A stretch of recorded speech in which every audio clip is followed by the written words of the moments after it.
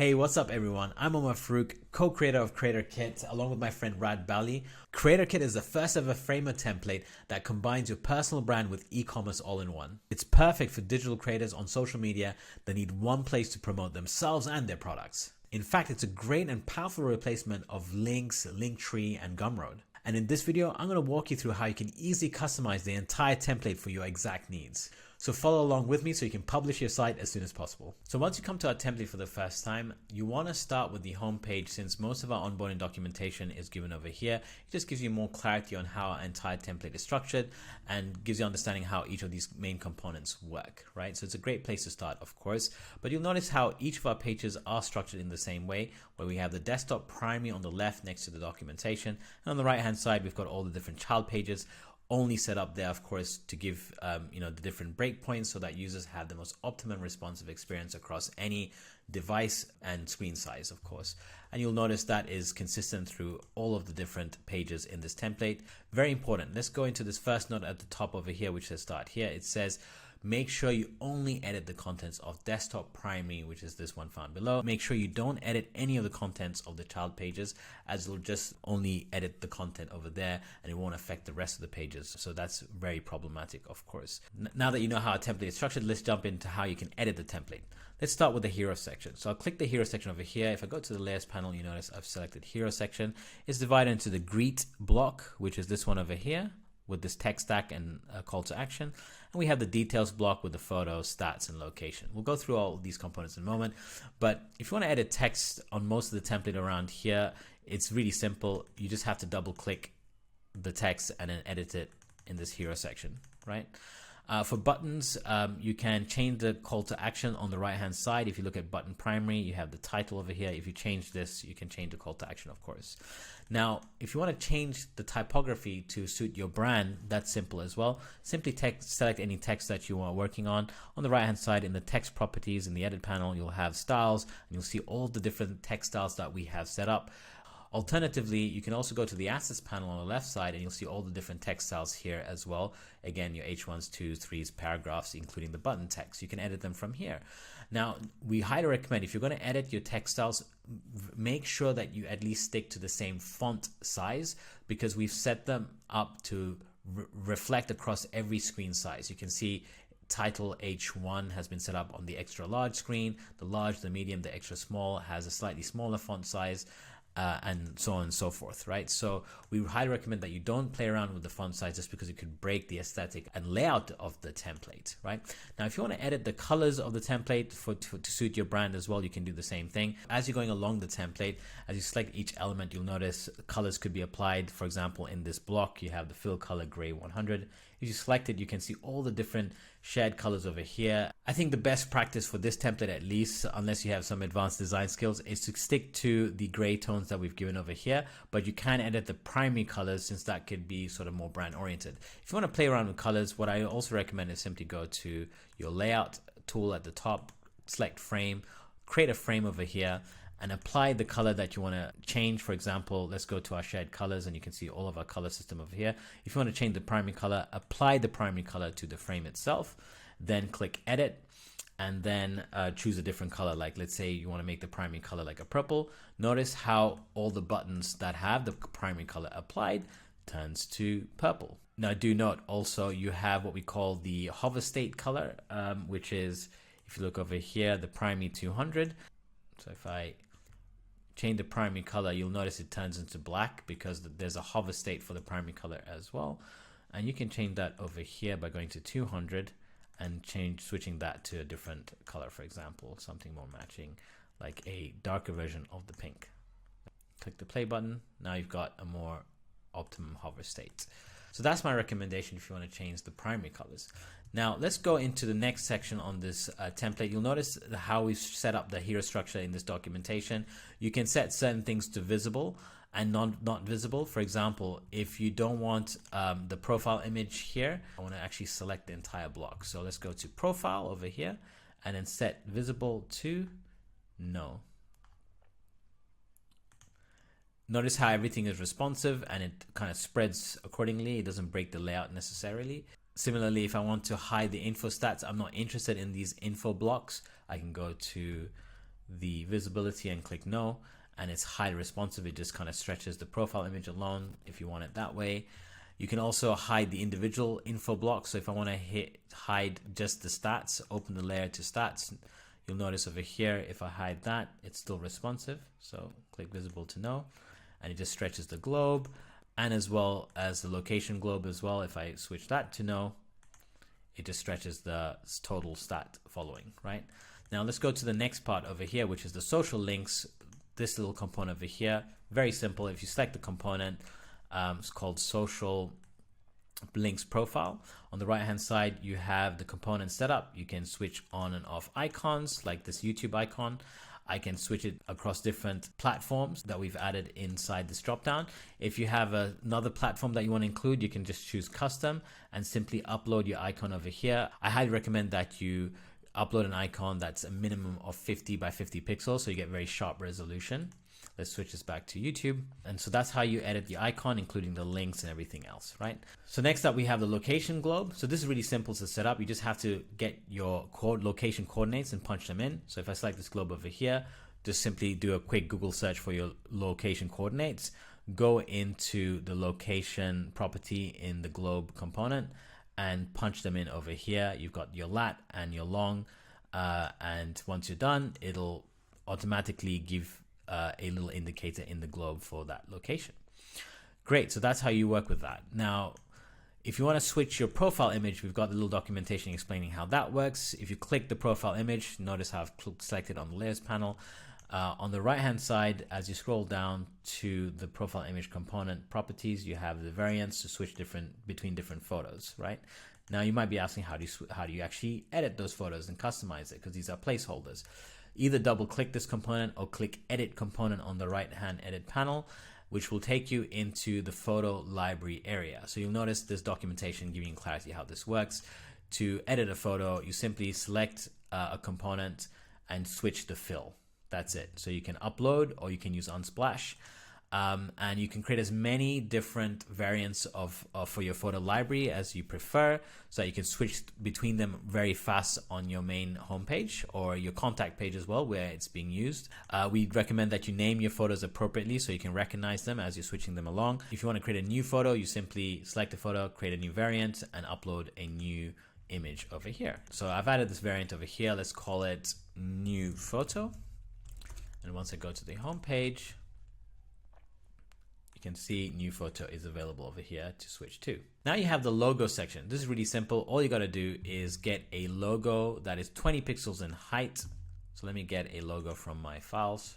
It doesn't have to necessarily be an icon. You can even have it as text. So for example, here's my Glorify brand logo.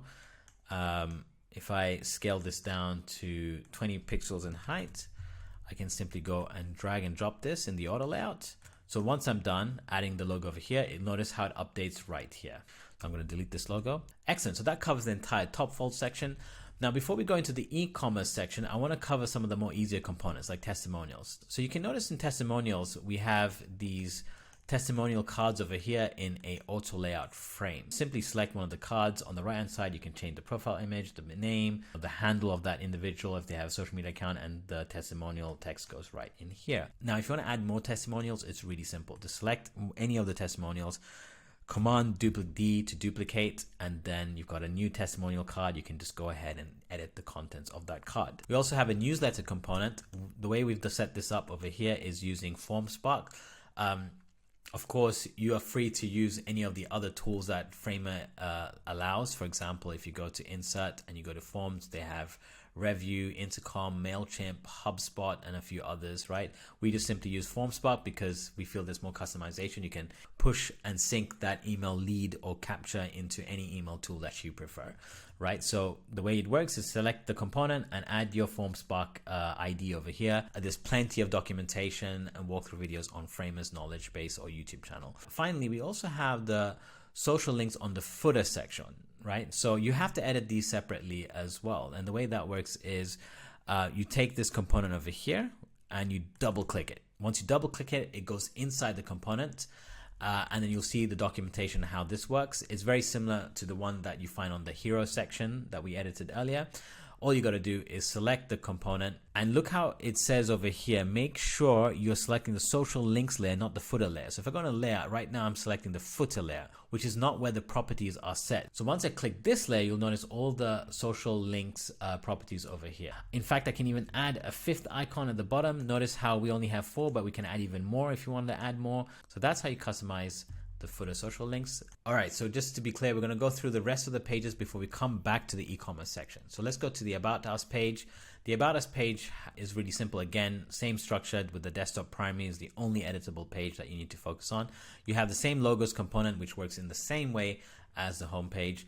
And then you have this new section called the My Process, right? So if you click this layer over here, which is called the My Process or Your Process component, it's really simple. What you can do with this component is you can edit the different steps that are available over here. If you notice how this component works, if you've been on the template, it has different hover states, which is pretty cool. And you can see how as you hover on each piece, the arrow gets, or the pointer goes next to it and animates towards it. And once you hover away, it goes back to its return position.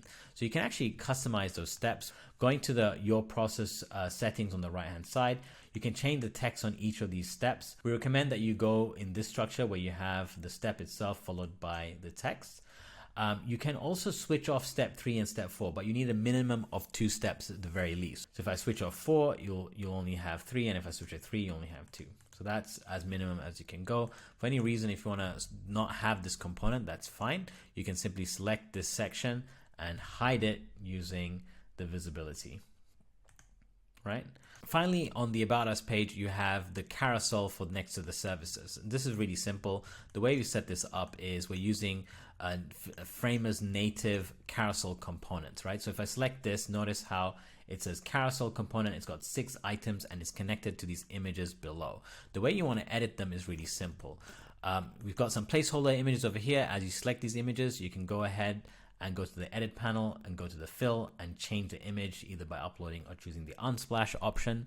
Now, if you want to add a new image, it's really simple. Just like the testimonials, you select one of the images, Command D to duplicate, and then add a new image. For example, let's go to unsplash and pick something different like this image over here. And then I still have to connect it, which is explained on this step over here in the notes. So the way that works is you select the carousel component, you go to the children items, you add one more item, and you choose the new image that I just added. Make sure it's recognizable by title. So we have 2 images 6, so it's not easy to find. I'll make it called image 7, and I'll go over here and go to child image, find image 7. Boom, there you go. It connects it up. If I click play on here, it's going to work flawlessly. All right, so let's go to the Contact Us page. The Contact Us page is really simple. We have the same components that you see on the home page, and I believe also the About Us page as well. It's in a very similar structure. In fact, you can change the text by editing the text over here. Your email address, social links needs to be customized here as well. You've got your brands that you work with. These are statics icons. They're not tickers, so you can edit them in the same way just by adding a logo of 20 pixel height. And then finally, you've got the newsletter that you need to customize and add your ID, so you shouldn't forget to do that either.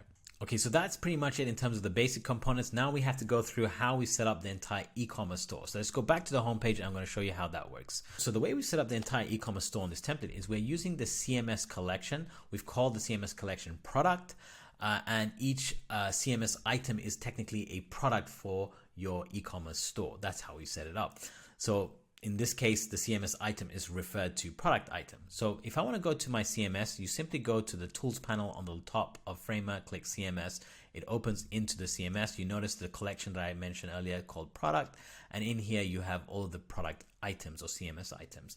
If I click and open one of these product items, you'll notice all of the details that you need to fill in to set up a product, right? And we'll start with the featured and main feature, as you need to understand how that is set up. The way that works is we have 2 types of featured. Okay, we have the main big feature, which is this big card at the top, right? So if you want to set that up, very simply need to go to any of your product items and make sure that main feature is switched on. So in this template, I think we've made this one over here, as you can see. The only one that has been switched on is minimal wallpaper switch on as a main feature.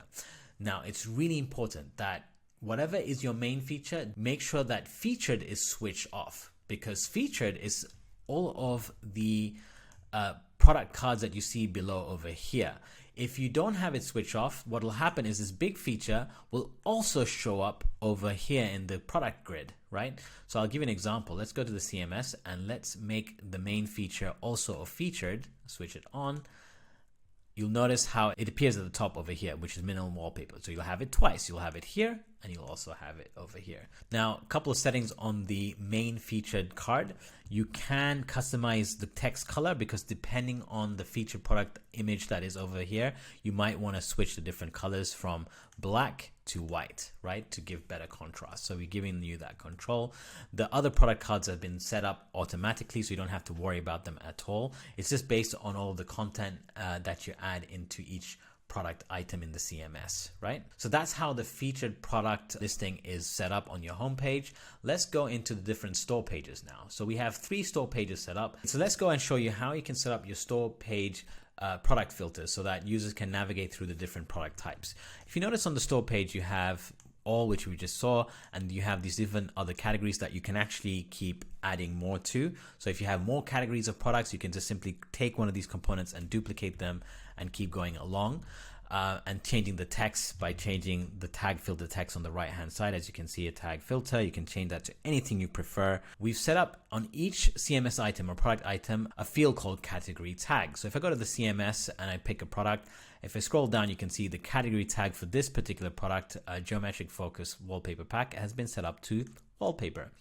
If I go along, you'll notice some of the other category tags we've included in this template is one called template, for example, right? And if I go to the product listing collection, if I click it on the layers panel, you'll notice I've selected the collection list, which is sourced from the CMS and has been set up from the CMS, right? On the right hand side edit panel, notice in the CMS content, I've got filters set up, and in filters, I've typed the condition to equal wallpaper, right? If I change this, then notice how all of the content in this product grid disappears. So I'll go ahead and type wallpaper again. And notice how all the product items from the CMS that has the category tag as wallpaper shows up according to this filter. We can show you how to create a new category, for example. It's not too hard. So the way you do it is, let's say you want to add a new product category altogether. We'll duplicate this store page over here. We'll move it over here. Let's say we're going to call it courses. We're then going to, of course, have to add a new tag. We're going to call it courses over here. We're going to have to make that same tag available on each of the other store pages so it's consistent. So we'll add it here and add it over here too. Right? So courses is there, and also in all. Don't forget to add it in all. So copy paste. Then once you come to courses, what you can do is make sure that this one is in the select state. So go on the right hand side, choose the variant as select, and make this one deselected. Default. Now what you got to do is create the new category tag. So we'll have to go open the CMS, this product over here, free mobile wallpaper pack, to be part of the courses category tag that you just added. So we'll change this category tag to courses. We'll go over here and select the CMS item collection and go to the filters and change it to courses. And boom, notice how the filter works. Now we also have to make sure that these tags are linked to this page on every store page. So the way that works, take the link as you see over here, which says courses, and switch it to courses version, right? So I got to select the linking on each of these and switch it to, so that once it's clicked, it goes to courses, including the one that we're on, right? And then finally, if you now go ahead and click play, notice how the category tags works flawlessly. Okay, so last but not least, we also have what we call product pages, right? So product pages is like a full rich page of a single product. The way users access that when they're navigating your website is really simple. So let's go over here, start from the home page. So if you click the card itself, it'll take you to the product single page, right?